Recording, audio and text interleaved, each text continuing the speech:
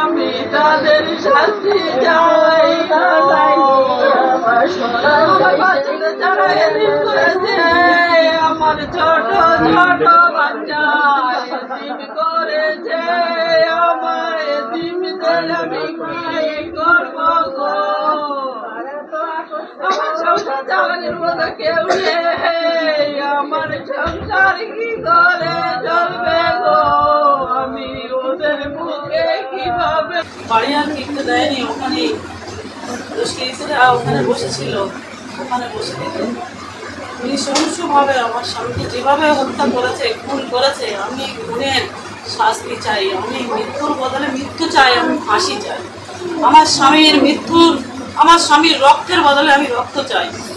আমি সিডি অফিসারের কাছে এটাই আমার আবেদন, সঠিকভাবে তদন্ত করুক এবং আমার স্বামীর সঠিক হত্যাকারীকে খুঁজে বার করুক। আমার দুটো বাচ্চা ছোট, আমার সংসার চালানোর মতো কিছু নেই, আমি অসুস্থ, আমার বাচ্চাদেরকে দেখবে, আমার বাচ্চাদের লেখাপড়ার খরচ কি করে হবে, আমার বাচ্চাদের কি দেখবে, আমার বাচ্চাদের কিভাবে খাওয়া হবে।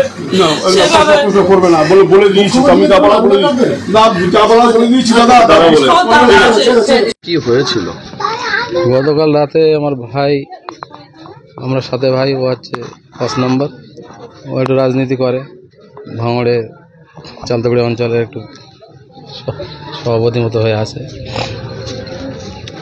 কালকে এমএলএ সাহেবের সঙ্গে মিটিং ছিল পার্টি অফিসে, মিটিং সারার পরে ও বাড়ি ফিরছিল, তো রাস্তায় আরও দুজনের সঙ্গে দেখা হয় ক্যালভার্টটার ওখানে, ভাঙড় যেমন বাজার পার হয়ে যে ক্যালভার্টটা আছে ওখানে।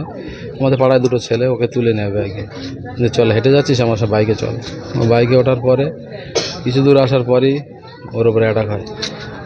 আমি তো 8টার সময় বাড়ি চলে এসেছি, এসে নামাজ পড়ার পরে আমার খবর পেলাম 9:30 দিকে, 15টার দিকে এরকম একটা খবর আসলো যে এরকম গুলি চলছে ওখানে। তো ভাঙড় থেকে ওখান থেকে কজন ফোন করলো যে দেখো রাজ্জাক বাড়িতে গেছে, রাজ্জাক যাওয়ার পরেই গুলি চলেছে। তখন এবারে আমি বাড়িতে বাইকটা বার করে আমার একটা ভাইকে সঙ্গে নিয়ে দৌড়ে ওখানে গেলাম। রীতিমতো গিয়ে দেখি বিভৎস অবস্থায় পড়ে আছে, গুলি দিয়ে ঝাঁঝরা করে দিয়েছে, কুপিয়েছে। তো আমি দেখে তারপরে প্রশাসন আসলো, প্রশাসন সমস্ত কিছু ইনভেস্টিগেশন করছে।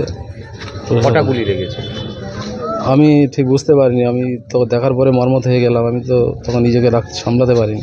মনে হচ্ছে কি কারণে খুন হলো, কারা করলো, কী কারণে খুন হলো এটা আমাদের বোধগম্য। কেননা ও এমন একটা ছেলে ছিল, এলাকায় সেরকম কোনো ওর শত্রুতা ছিল না। আর আমি মসজিদ ইমামতি করি, ও রাজনীতি করে, দুজনে গ্রামের সঙ্গে সব রকম কাজে জড়িত। কারোর সঙ্গে কোনো ব্যক্তিগত শত্রুতা বলে তেমন কিছু ছিল না। ও সবার সঙ্গে কোনো রাজনৈতিক শত্রুতা ছিল কিনা আমরা ঠিক বলতে পারছি না, কেন ওর পার্টিটা করতো সেই হিসাবে।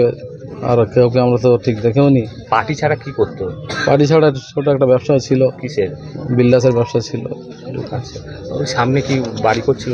হ্যাঁ, সামনে ওটা বাড়ি। এই যে আপনি কথার মধ্যে বলছিলেন যে দুজন তার বাইকে উঠলো, তারপরেই এই যে গুলি চললো, কারা তারা জানেন? যারা দুজনে উঠছিল বাইকে তারা আমাদের পাড়ারই ছেলে, ভালো ছেলে, তারা নিরো ছেলে। ওরা এমনি বাড়ি আসছিল, উঠেছে, কিন্তু অ্যাটাক করেছে অন্য লোকে। ওদের সামনে ঘটনা ঘটেছে, ওরাও বাইকে ছিল, ওই অবস্থা ঘটনা ঘটেছে। এখন তাদেরকে দুজনাকে পুলিশ নিয়ে কাল রাত থেকে ইনভেস্টিগেশন করছে কীভাবে কতজন হামলা চালিয়েছে। ওরা তো ওদের কাছে শোনা, এটা আমরা তো ঠিক দেখিনি, স্পটে ছিলাম না। ওরা আমরা যেটা খবর পাচ্ছি, আমাদের কাছে সূত্র মারফত যে খবরটা আসছে বলতে 5-6 জন ছিল তারা। গুলি চালিয়েছিল সেসব কিছু শুনলাম যে 5 রাউন্ড গুলি চালিয়েছে। আপনারা কি চাইছেন?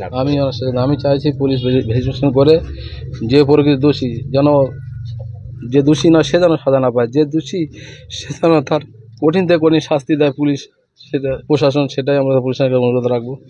এটাই আমাদের তৃণমূল নেতৃত্ব দাবি করছে যে এই ঘটনার পিছনে আইএসএফ এর হাত আছে, আইএসএফ দুষ্কৃতীরাই এই খুন করেছে। দেখেন, আমরা অত দূর সম্বন্ধে তো আমাদের অভিজ্ঞতা নেই, আর ওই বিষয়ে আমরা জানবো না। আমরা কী করে বলবো কি করেছে না করেছে, কারোর ঘাড়ে কীভাবে দোষ চাপাবো আমরা। আমার নাম এমডি আইয়ুব খান। কে হন আপনি? আমি ওনার শেষ দাদা। ঠিক আছে। রাজ্জাক সর্দার আমাদের বিধানসভা, রাজ্জাক খান আমাদের বিধানসভা কমিটির সদস্য, আমাদের স্ট্রং লিডার। আইএসএফ আশ্রিত সমাজ বিরোধীরা এটা সম্পূর্ণ নওশাদ সিদ্দিকীর মদতে আজকে তাকে নৃশংসভাবে গুলি করে এবং তাকে কুপিয়ে খুন করা হয়েছে।